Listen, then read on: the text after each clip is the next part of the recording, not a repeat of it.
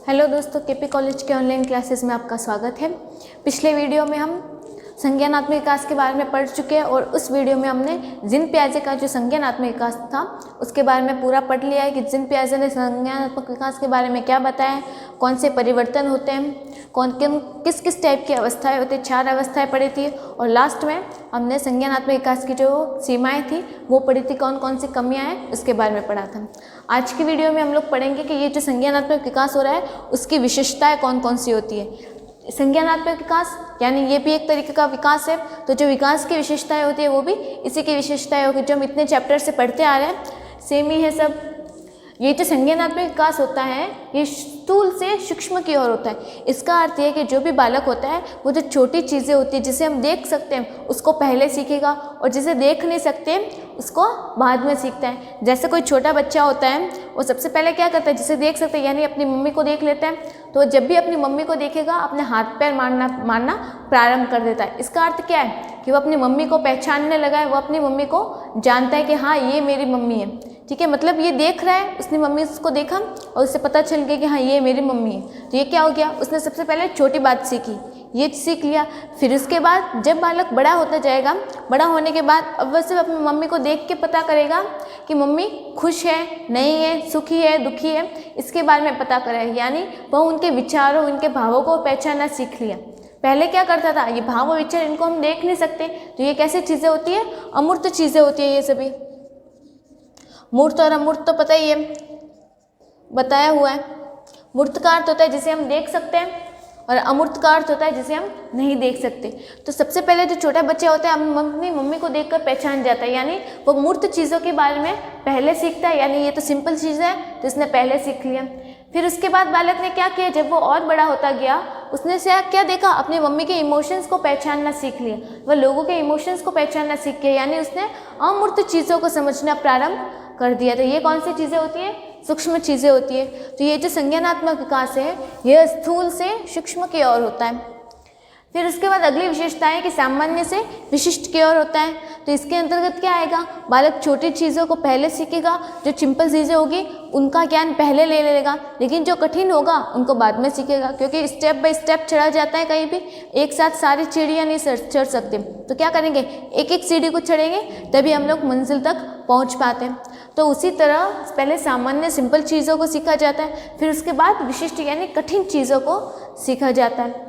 तो अगली विशेषता है कि व्यक्तिगत विभिन्नताएं होती हैं। व्यक्तिगत विभिन्नताएं भी संज्ञानात्मक विकास को प्रभावित करती हैं। क्यों, क्योंकि हर एक बच्चा अलग अलग है, हर एक बच्चे की कैपेसिटी अलग अलग है, उसकी इंटेलिजेंसी अलग अलग है, उस सभी का एनवायरनमेंट अलग अलग है, तो सबकी जेनेटिकली सब भी अलग अलग होंगे।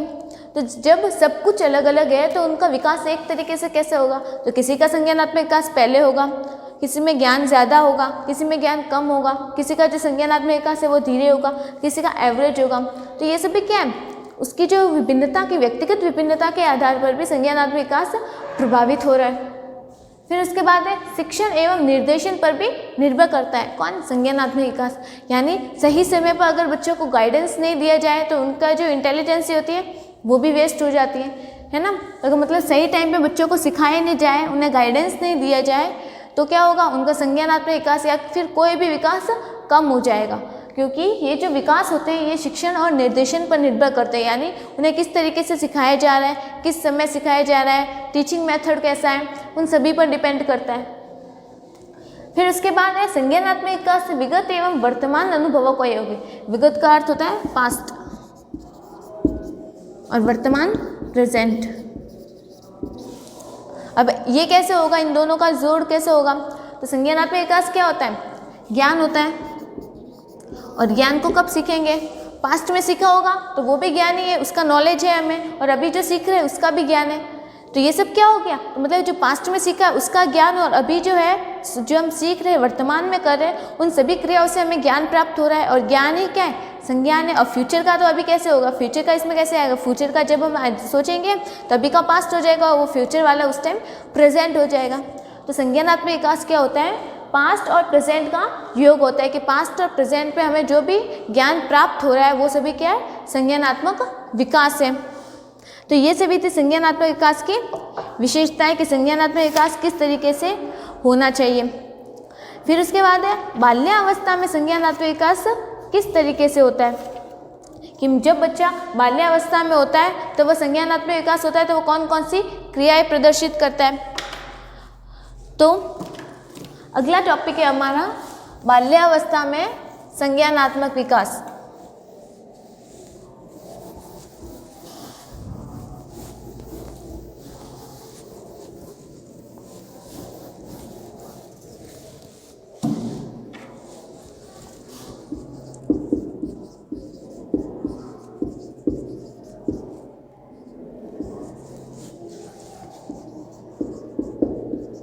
बाल्यावस्था में संज्ञानात्मक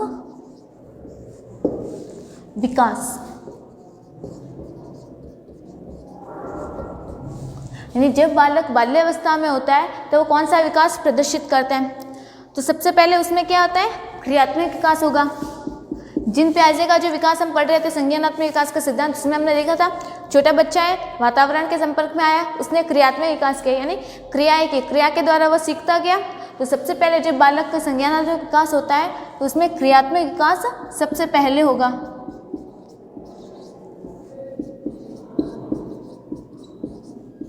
क्रियात्मक विकास का अर्थ क्रिया करना, तो बालक क्या करता है, क्रिया करके ही सीखता है, करके ही सीखेगा,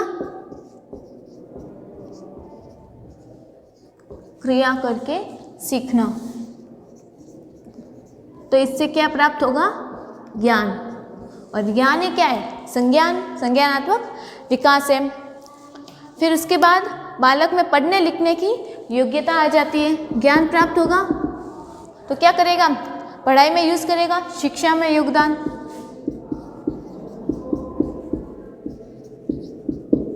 शिक्षा में उपयोगी,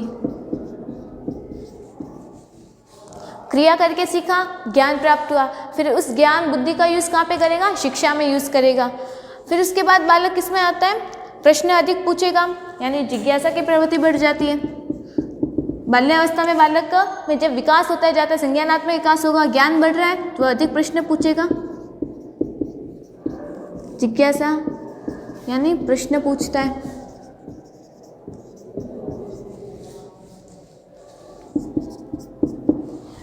फिर और होता है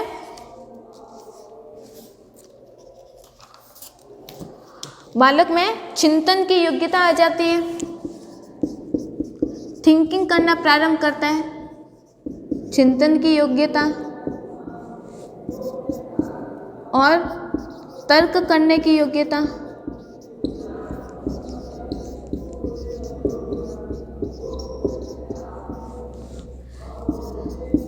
फिर उसके बाद बालक में याददाश्त बढ़ जाती है, स्मरण की योग्यता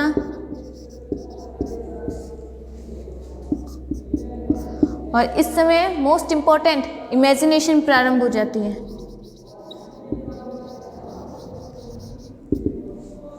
यानी जब बालक संज्ञानात्मक विकास होता है बाल्यावस्था में बालक में, तो वह ये सभी क्रियाएं प्रदर्शित करता है, इमेजिनेशन प्रारंभ कर देता है, उसमें याद रखना या स्मरण की योग्यता यानी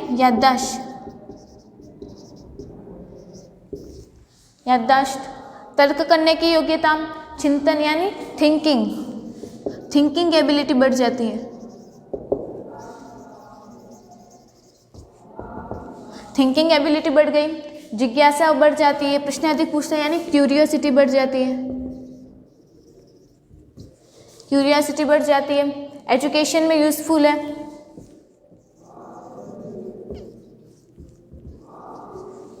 और क्या हो जाता है, क्रियात्मक विकास होता है, यानी मोटर डेवलपमेंट प्रारंभ हो जाता है। मोटर डेवलपमेंट होगा, कार्य करना सीखा, क्योंकि बालक क्रिया करके सीखता है, खुद करेंगे तभी सीखते हैं, तो सीखा, ज्ञान की प्राप्ति हुई, ज्ञान प्राप्त होगा तभी वही क्या होता है, संज्ञानात्मक विकास होता है। तो ये था कि बाल्यावस्था में बालक में जब संज्ञानात्मक विकास होता है तो वो कौन कौन सी क्रियाएं प्रदर्शित करता है। फिर इसके बाद हम लोग अगला टॉपिक पढ़ेंगे कि संज्ञानात्मक विकास को प्रभावित करने वाले फैक्टर कौन कौन से हैं। जो इतने टाइम से हम लोग चैप्टर पढ़ रहे हैं उसमें हमने पढ़े, जितने भी विकास अभी तक पढ़े हैं उन सभी में हमने उनको इफेक्टिव करने वाले फैक्टर्स के बारे में पढ़ा है कि उन सभी विकास को कौन कौन से फैक्टर्स पढ़े। तो अभी तक तो आप सभी को याद हो गए होंगे, सभी में सेम ही है लगभग। संज्ञानात्मक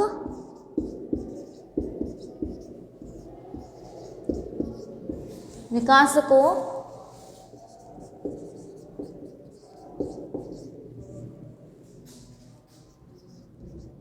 प्रभावित करने वाले कारक, इनको इफेक्टिव करने वाले फैक्टर्स जिनके द्वारा ये जो संज्ञानात्मक विकास है ये कम या ज़्यादा होता है। तो सबसे पहला फैक्टर है आनुवंशिकता, हेरिडिटी, वंशानुक्रम।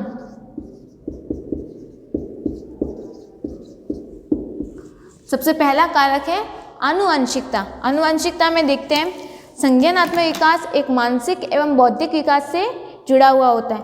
मानसिक विकास एक जन्मजात योग्यता है, अर्थात बालक तीव्र बुद्धि का होगा या दुर्बल बुद्धि का, यह उसके संज्ञानात्मक विकास पर निर्भर करता है। और जिसका जो बुद्धि होती है, मतलब जो बच्चा इंटेलिजेंट होगा उसका संज्ञानात्मक विकास जल्दी हो जाएगा, तो जो बच्चा कम बुद्धि का होगा उसका संज्ञानात्मक विकास धीरे होगा। तो ये किस पर डिपेंड करता है? आनुवंशिकता पर भी डिपेंड करता है। फिर उसके बाद डिपेंड करता है परिपक्वता पर, मैच्योरिटी। उसके बाद ये जो संज्ञानात्मक विकास है ये मैच्योरिटी पर भी डिपेंड करता है। कैसे करेगा कि जब तक बालकों के मस्तिष्क एवं नाड़ी संस्थान की तंत्रिकाओं व कोशिकाओं में परिपक्वता नहीं आ जाती तब तक उसमें सोचने की क्षमता नहीं होती, वो कल्पना नहीं कर सकते, क्रिएटिविटी नहीं आ जाती। मतलब जब तक बालक में परिपक्वता नहीं आती, मैच्योरिटी नहीं आती, किसमें? मस्तिष्क में, कोशिकाओं में। जब तक बालक के इन सभी में विकास नहीं हो जाता, ये सभी परिपक्व नहीं हो जाती, तब तक बालक क्या नहीं कर सकता? सोच नहीं सकता, समझ नहीं सकता, याद नहीं कर सकता, इमेजिनेशन नहीं कर सकता। तो इससे क्या होगा? संज्ञानात्मक विकास भी प्रभावित हो जाता है। फिर उसके बाद है मानसिक योग्यता, मेंटल एबिलिटी।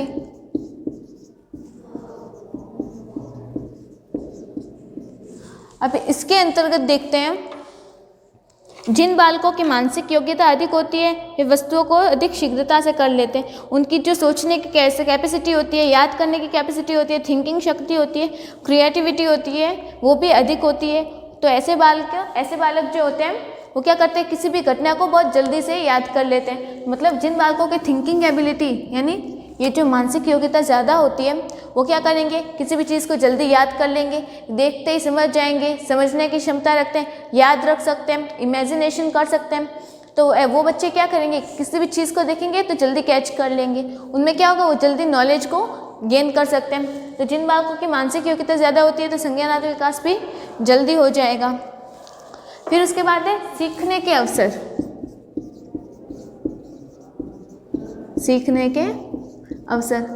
अगर कोई बच्चा बहुत इंटेलिजेंट है, उसमें बुद्धि ज़्यादा है, उसका आनुवंशिक रूप से वो अच्छा है, वो उसके सब परिपक्व हो चुके हैं, वो उसका जो मस्तिष्क कोशिका है वो सभी मैच्योर हो चुकी है, वो मानसिक योग्यता भी उसकी जाती है, वो देखकर जल्दी सीख लेता है। लेकिन उसको सीखने के अवसर ही नहीं मिल रहे, उसको मौका ही नहीं मिल रहा है, उसका एनवायरनमेंट नहीं मिल रहा है, उसको कोई क्या बोलते हैं कि उसको कोई प्लेटफॉर्म नहीं मिल रहा है कि वो अपने जो कैपेसिटी है उसको प्रदर्शित कर सके।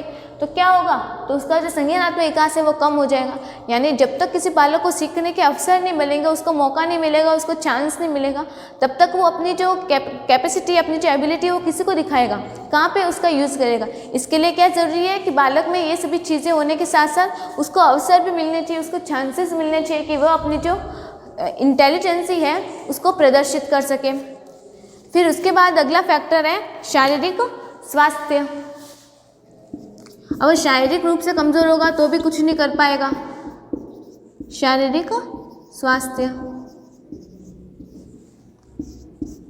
फिर उसके बाद अगला फैक्टर है बुद्धि। अगला फैक्टर हो जाएगा बुद्धि। इंटेलिजेंट होगा, किसी भी चीज़ को जल्दी से कैच कर लेगा, जल्दी कैच कर लिया, अच्छे से ज्ञान सीख लिया, जल्दी ज्ञान सीख लिया उससे। अब अगर उसमें ज्ञान की वृद्धि जल्दी हो गई तो संज्ञानात्मक विकास ऑलरेडी जल्दी हो जाएगा।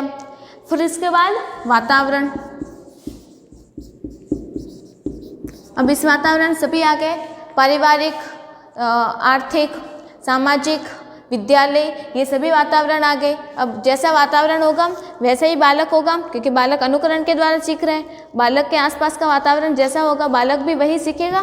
तो ये सभी फैक्टर भी बालक के